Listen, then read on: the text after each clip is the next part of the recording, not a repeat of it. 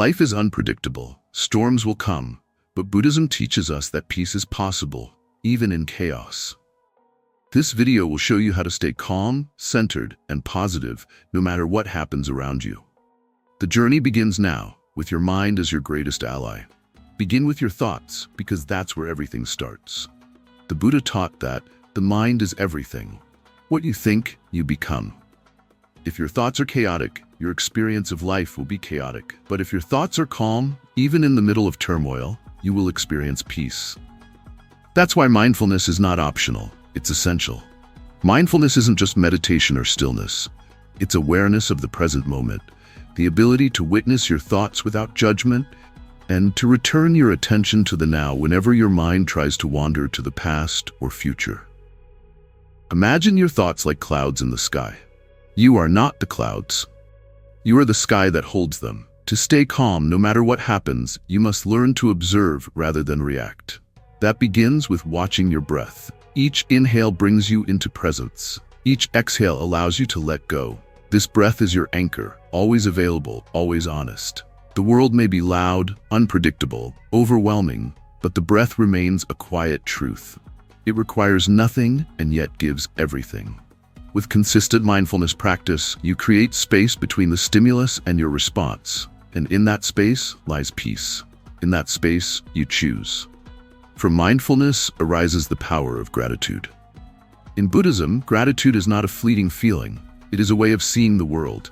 It is an antidote to desire, to attachment, to dissatisfaction. When you are grateful, you do not need things to be different in order to feel whole. You begin to see that you already have enough, that in this moment, as you breathe, there is something to be thankful for. The sound of birds outside, the warmth of sunlight on your skin, the presence of someone who cares for you. Gratitude transforms what we have into enough. Practicing gratitude can be as simple as waking up and whispering thank you before your feet touch the floor. Not because everything is perfect, but because you are alive and conscious and capable of noticing beauty. Keep a journal. Every night, write down 3 things that made you smile, that made you feel seen, that made you feel alive. Over time, your mind begins to look for what's good. It stops searching for what's missing.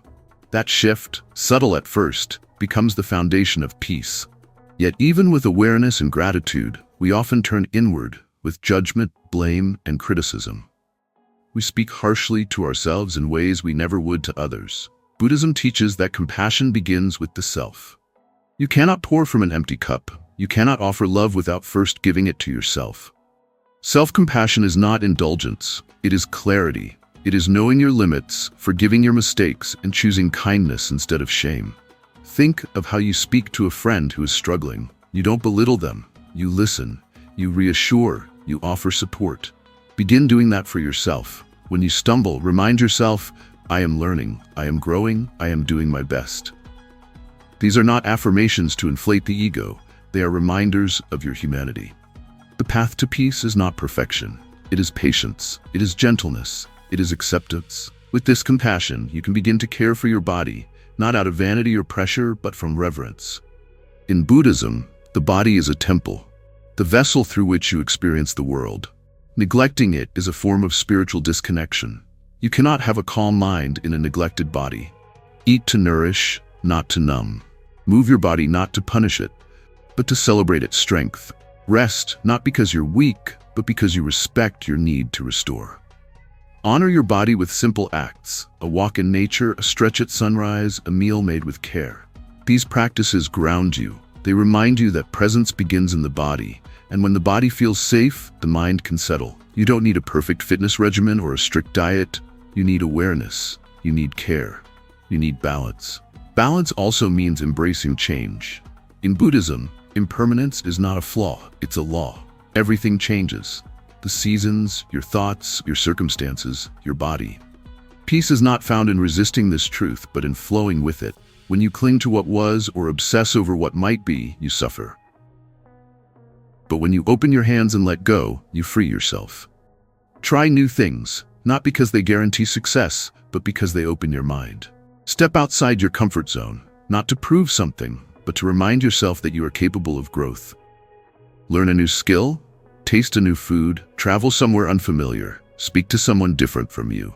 Each act of curiosity expands your understanding and makes you more adaptable. Flexibility is strength. The tree that bends does not break. Change is the only constant. So be like water. Flow around obstacles. Adapt without losing your essence.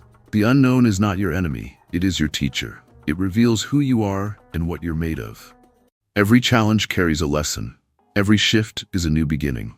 Let life shape you. Let it polish your edges. Let it deepen your calm. And as you change, so too should your goals.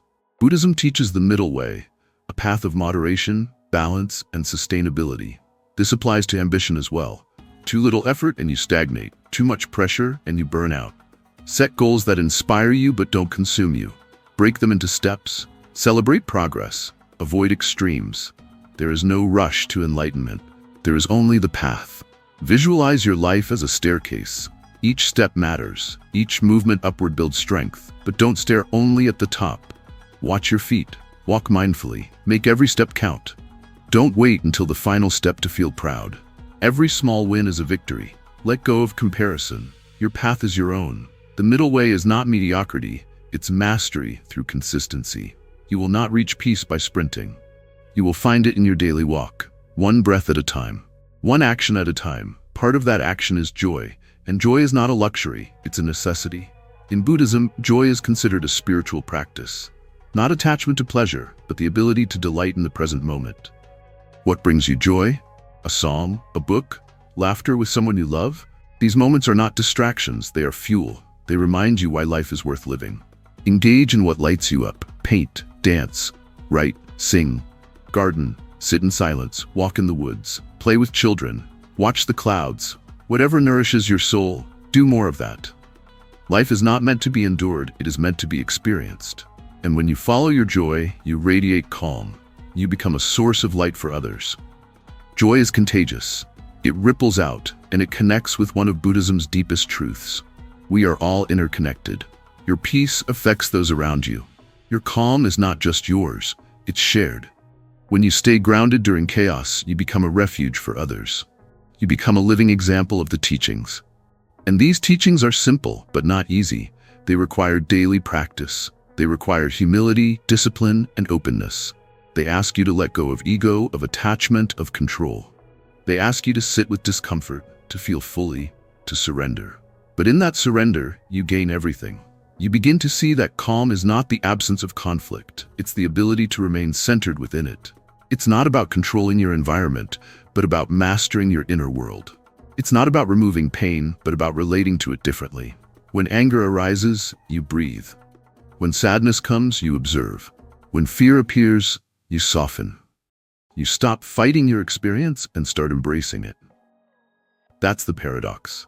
When you stop resisting, you stop suffering. You stop identifying with every emotion. You realize emotions are guests. They come, they go. You are the host. You are the witness. And in that role, you remain untouched. Like the ocean beneath the waves, your depth is undisturbed. This state of being is cultivated, not given. It is earned through silence, discipline, and a commitment to truth. It requires peeling back the layers of identity and illusion to meet the self that existed before fear, before doubt, before conditioning. That self is peaceful. It always has been. All the practices, mindfulness, gratitude, compassion, movement, adaptability, goal setting, joy, they are tools to reconnect you with that self. They don't give you peace. They reveal the peace that was always there. They quiet the noise so you can hear your own stillness. And as you live this way, your definition of success changes. It's no longer about achievement, validation, or accumulation. Success becomes peace. The ability to sit with yourself in silence and feel whole. The ability to offer kindness without expecting return. The ability to remain calm when everything around you shakes. You don't need to go to a temple to find this. Your life is the temple. Your breath is the prayer. Your attention is the offering. This moment, right now, is sacred. Not because it is perfect, but because it is real. And in the realness, there is everything.